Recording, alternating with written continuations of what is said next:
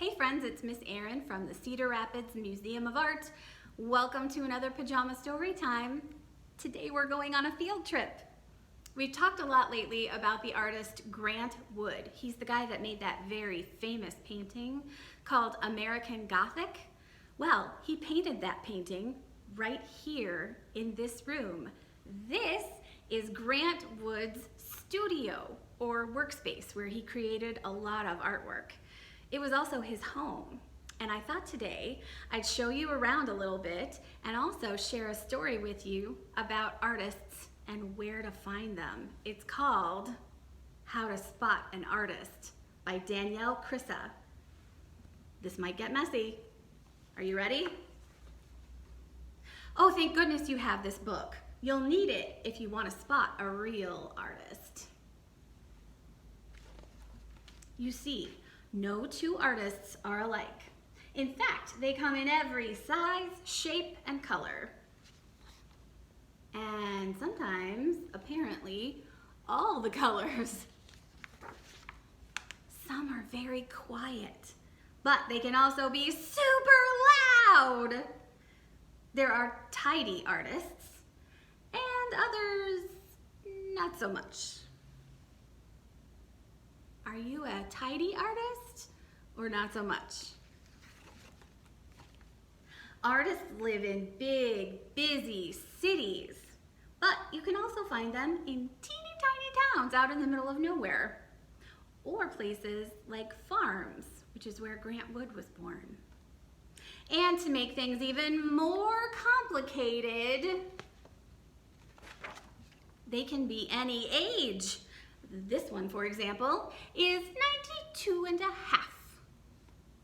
You have to really pay attention, okay? Here's what to look for. First, artists can often be found turning ordinary stuff like feathers, rocks, noodles, string, buttons, egg cartons, leaves, and even old socks into art. Note, glue is a very clear and sticky sign that an artist is nearby. Have you ever made artwork out of things like feathers or noodles, string, buttons, an old sock? I have. Magazines full of holes instead of pictures? Yep, an artist did that. Parents aren't always thrilled about this, but they need to realize if pictures don't get cut out, rearranged, and stuck onto other pictures, then the world would never experience wonders like the birthday cactus. Get it? It's a birthday cake made from a cactus picture and a bunch of other things. Keep an eye out for piles of scrap paper like crumpled up grocery lists, takeout menus, envelopes, and math homework. Artists gather old paper like squirrels gather nuts. Look, they even made this grocery list into something pretty. They turned the letters into artwork. For real, they draw everything on anything. Oh no, glitter!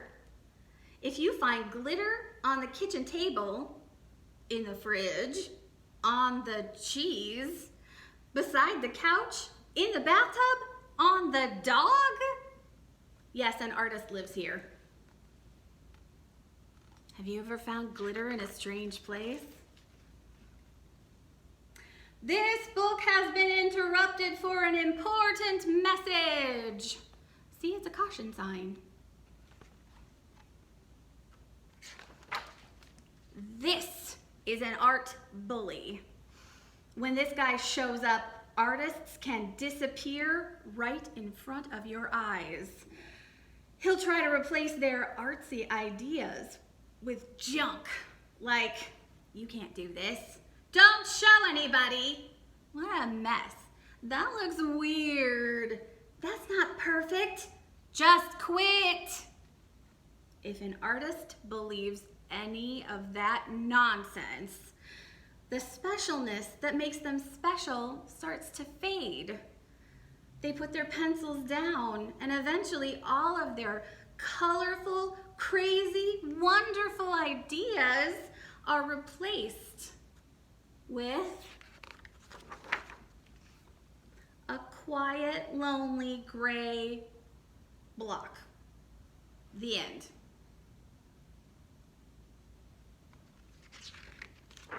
Just kidding! That's not even close to the end of the story.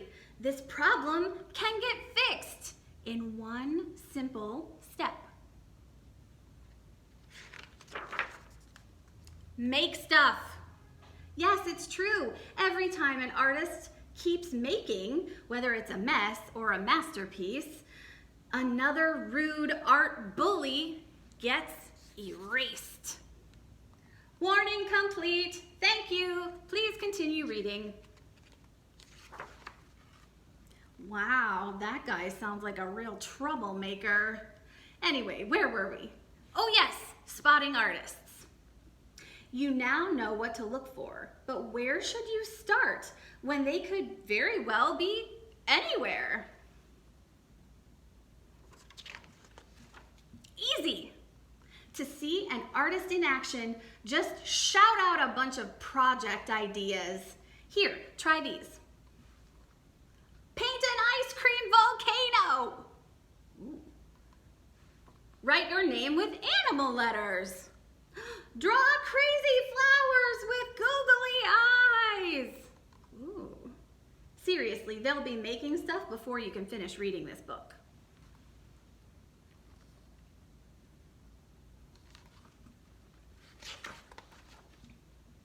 If you see grown-ups doing projects like this too, do not be alarmed.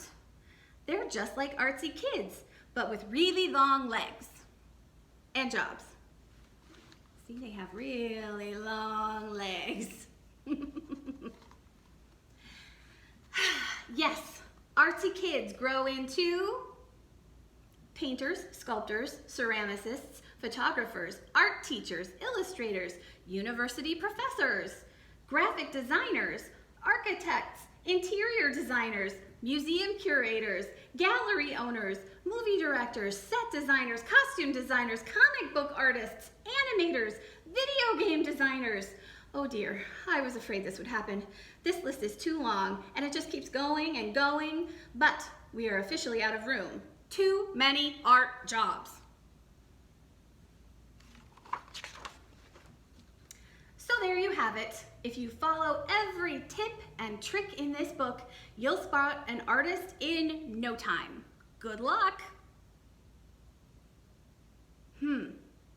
You're still here. Oh, were you hoping to discover an artist right this very second? Well, guess what? There's an artist looking at this page right now. And if you get a chance to read this book for yourself, in the very back, they give you a lot of ideas for making your own projects at home. It says more art projects, because who wants less art projects? Nobody. Check it out. They're really fun. They sound like they'd make amazing art projects. This is Grant Wood's studio and home. You can see the fireplace that has been made partially out of a bushel basket. You can see the grate that he designed with this tulip pattern. And in the back here, through this window, used to be his mother's bedroom, which now has artifacts from Grant Wood's life here. Welcome to Grant's bathroom, which he designed to include lots of storage, a sunken bathtub, because he liked to take showers, but his mother liked to take baths. So to make room for him to stand in the shower, he had to sink the tub into the floor. And there's even a skylight. Right next to the bathroom is the very skinny kitchen. But even though it's small, it has a bunch of storage and a skylight.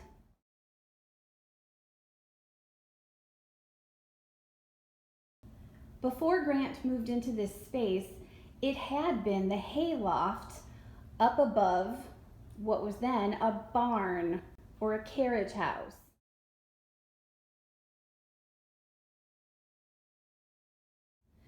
He had to make a lot of changes so that he could live here and work here, including putting in big windows to let in lots of natural light.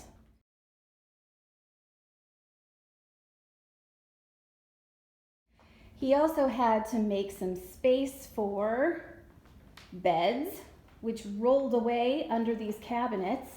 And during the day, when he didn't need the beds out, when they were rolled away, there were little curtains that he could draw right in front of them to close them off.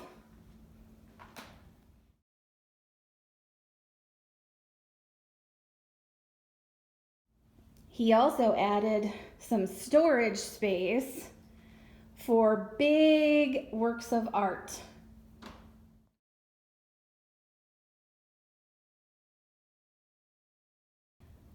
One of my favorite things about this space is this, what Grant called his mother's hot dog cart. They could pass food through from the kitchen, place it on this pull-out tray above some storage up below, and eat dinner right here like it's a tiny, tiny table.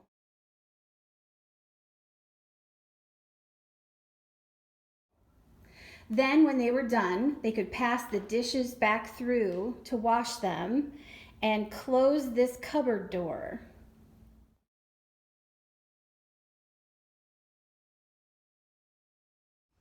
Thanks for joining us for Pajama Story Time once again, guys. See you next time.